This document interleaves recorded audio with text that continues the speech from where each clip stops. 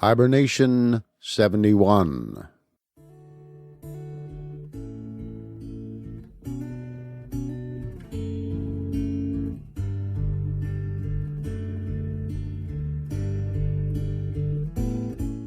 Grizzly's Growls presents Stories from the Hiber-Nation.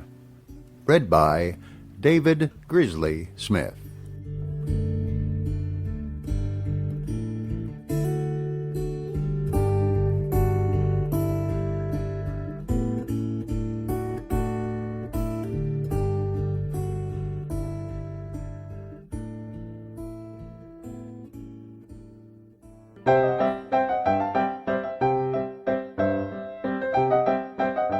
Flatland, A Romance of Many Dimensions, by Edwin Abbott Abbott, read by David Grizzly Smith.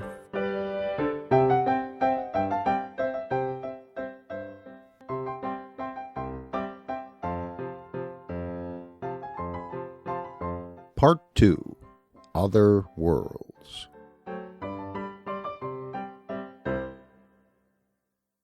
Section 17. How the sphere, having in vain tried words, resorted to deeds. It was in vain. I brought my hardest right angle into violent collision with the stranger, pressing on him with a force sufficient to have destroyed any ordinary circle, but I could feel him slowly and unarrestably slipping from my contact, not edging to the right nor to the left, but moving somehow out of the world and vanishing to nothing. Soon there was a blank. But still I heard the intruder's voice. Why do you refuse to listen to reason? I had hoped to find in you, as being a man of sense and an accomplished mathematician, a fit apostle for the gospel of the three dimensions, which I am allowed to preach once only in 1,000 years, but now I know not how to convince you. Stay, I have it. Deeds, and not words, shall proclaim the truth. Listen, my friend. I have told you I can see from my position in space the inside of all things that you consider closed. For example, I see in yonder cupboard near which you are standing several of what you call boxes, but like everything else in Flatland, they have no tops or bottoms, full of money. I see also 2 tablets of accounts. I am about to descend into that cupboard and bring you one of those tablets. I saw you lock the cupboard door half an hour ago, and I know you have the key in your possession, but I descend from space. The doors, you see, remain unmoved. Now I am in the cupboard and am taking the tablets, and now I have it, and now I ascend with it. Well, I rushed to the closet and dashed the door open. One of the tablets was gone. With a mocking laugh, the stranger appeared in the corner of the room, and at the same time the tablet appeared upon the floor. I took it up. There could be no doubt. It was the missing tablet. I groaned in horror, doubting whether I was not out of my senses, but the stranger continued, Surely you must now see that my explanation and no other suits the phenomenon. What you call solid things are really superficial. What you call space is really nothing but a great plane. I am in space, and look down upon the insides of the things of which you only see the outsides. You could leave this plane yourself, if you could but summon up the necessary volition. A slight upward or downward motion would enable you to see all that I can see. The higher I mount, the further I go from your plane, the more I can see, though of course I see it on a smaller scale.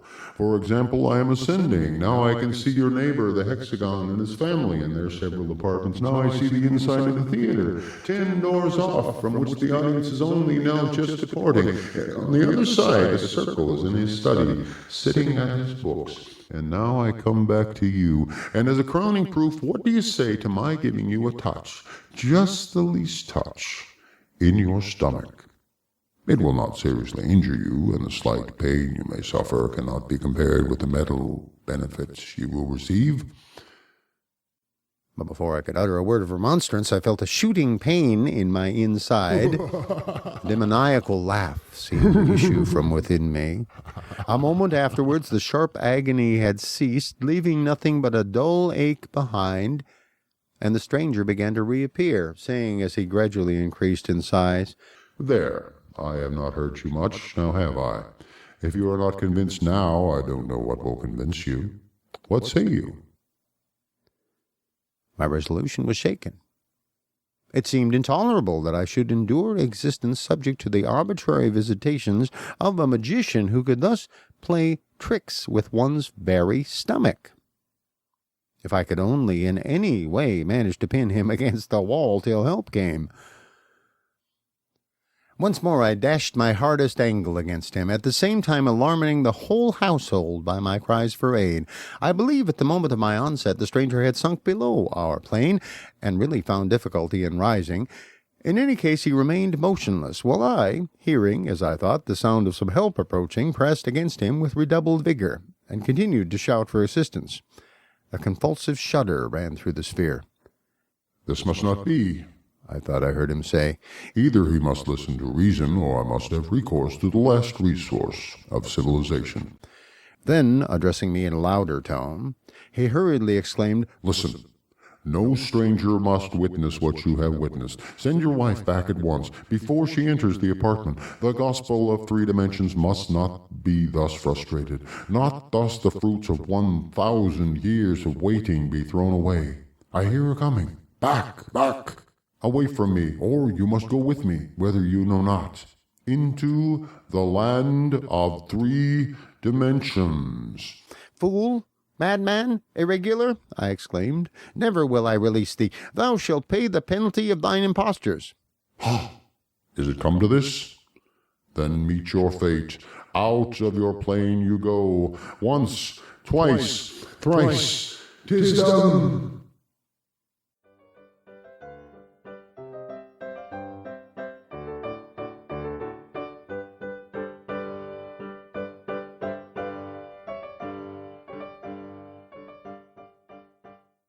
Section 18.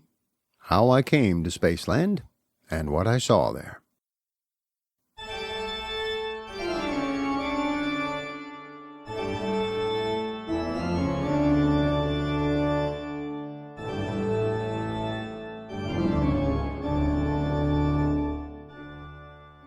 An unspeakable horror seized me. There was a darkness, and then a dizzy, sickening sensation of sight that was not like seeing. I saw a line that was no line, space that was not space. I was myself and not myself. When I could find voice, I shrieked aloud in agony, "Either this is madness, or it is hell." "It is neither," calmly replied the voice of the sphere. "It is knowledge. It is 3 dimensions. Open your eye once again and try to look steadily." I looked, and behold, a new world. There stood before me, visibly incorporate, all that I had before inferred, conjectured, dreamed of perfect circular beauty. What seemed the center of the stranger's form lay open to my view, yet I could see no heart, nor lungs, nor arteries, nor only a beautiful, harmonious something for which I had no words. But you, my readers in Spaceland, would call it the surface of a sphere. Prostrating myself mentally before my guide, I cried, "How is it, O divine ideal of consummate loveliness and wisdom, that I see thy inside, and yet cannot discern thy heart, thy lungs, thy arteries, thy liver?" "What you think you see not," he replied. "It is not given to you, nor to any other being, to behold my internal parts. I am of a different order of beings from those in Flatland. Were I a circle, you could discern my intestines, but I am a being composed, as I told you before, of many circles, the many in the one, called in this country a sphere. And just as the outside of a cube is a square, so the outside of a sphere presents the appearance of a circle. Bewildered though I was by my teacher's enigmatic utterance, I no longer chafed at it, but worshipped him in silent adoration. He continued with more mildness in his voice, Distress not yourself if you cannot at first understand the deeper mysteries of Spaceland. By degrees they will be drawn upon you. Let us begin by casting back a glance at the region from whence you came. Return with me a while to the plains of Flatland, and I will show you that which you have so often reasoned and thought about, but never seen with the sense of sight, a visible angle. Impossible, I cried. But the sphere, leading the way, I followed as if in a dream, till once more his voice arrested me. Look yonder, and behold your own pentagonal house and all its inmates.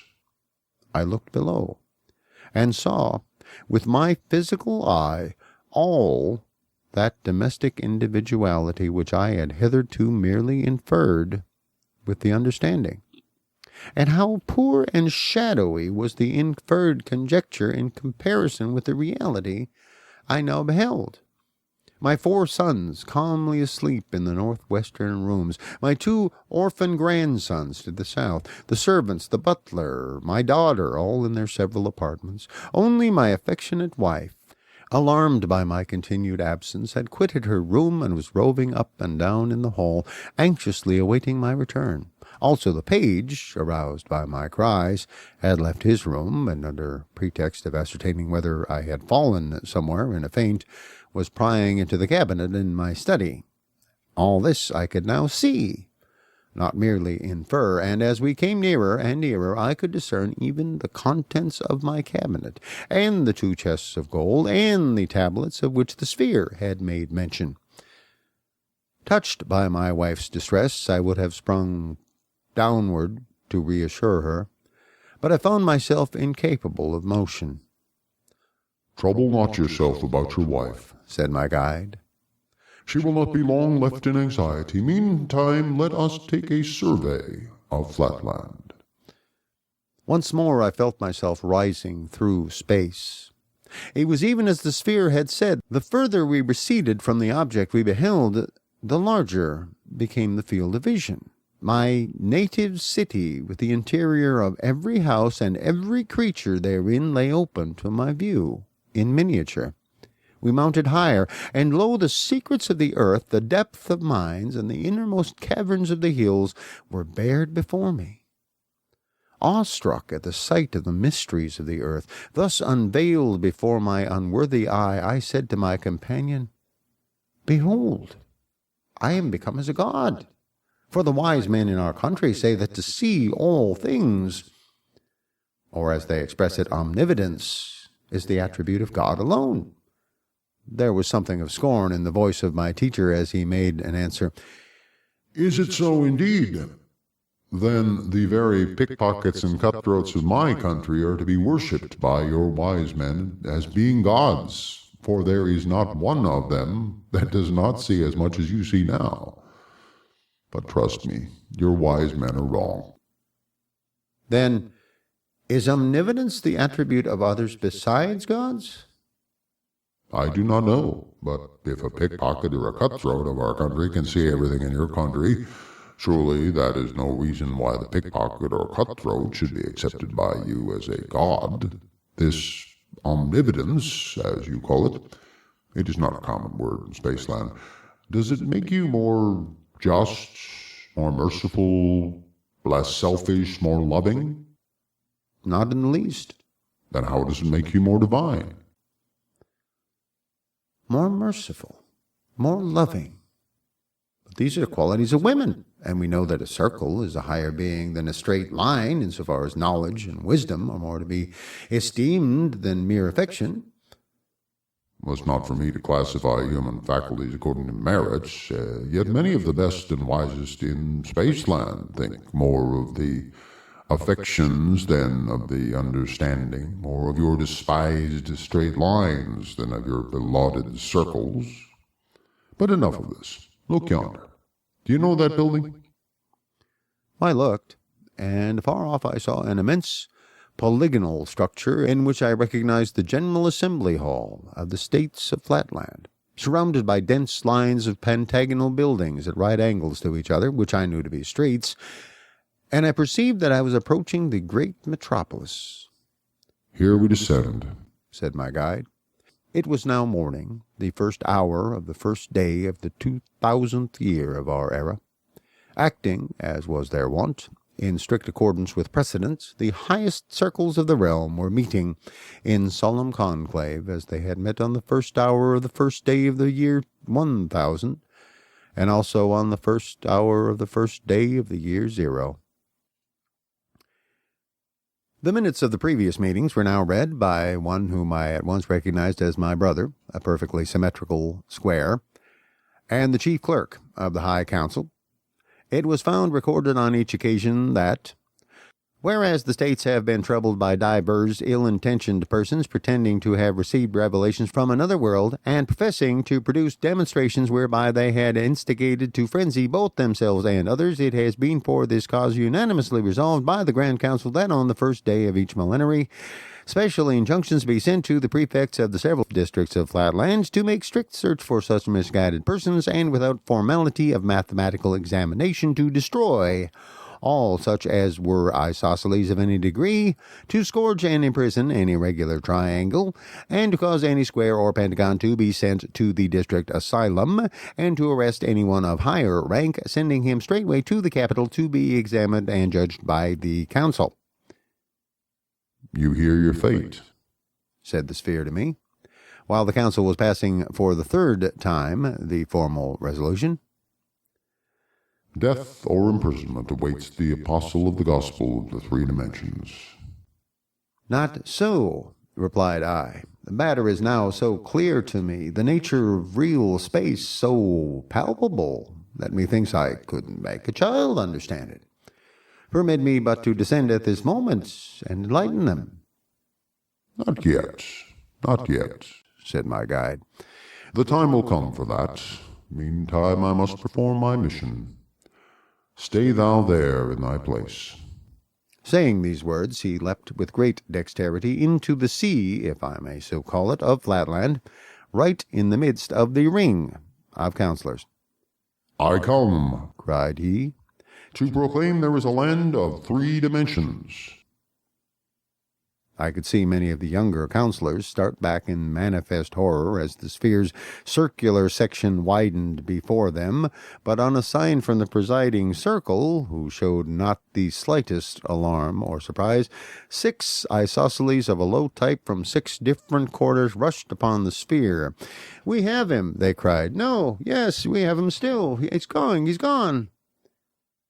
"My lords," said the president to the junior circles of the council, "there is not the slightest need for surprise.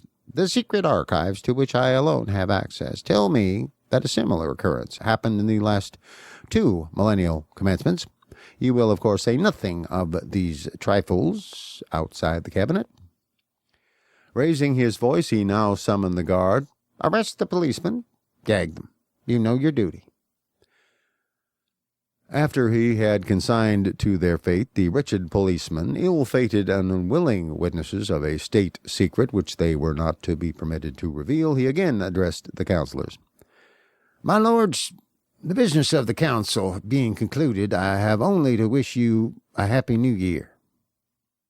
Before departing, he expressed at some length to the clerk, my excellent but most unfortunate brother, his sincere regret that, in accordance with precedent and for the sake of secrecy, he must condemn him to perpetual imprisonment, but added his satisfaction that, unless some mention were made by him of that day's incident, his life would be spared.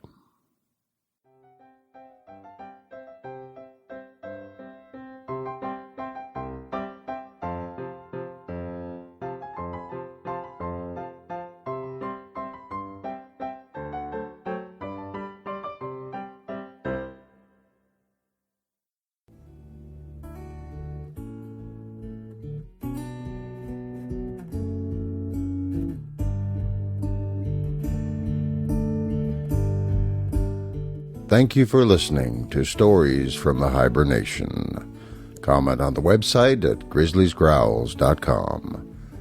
This program is offered under a Creative Commons Attribution, Non-Commercial, No Derivatives license.